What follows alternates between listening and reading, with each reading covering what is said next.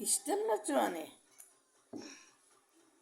Günaydın olsun, hayırlı sabahlar olsun canlarım benim. İnşallah siz de iyisiniz. Torunumla kayfaltı yapıyoruz dedim bir video çekip. YouTube kanalıma hoş geldiniz, evime hoş geldiniz sayın sevgili takipçilerim, bacılarım, kardeşlerim. İnşallah siz de iyisiniz. Kendinize iyi bakın. Allah'a emanet olun. Kendinize iyi bakın canlarım benim. Bugün bizim Aksara çok sıcak.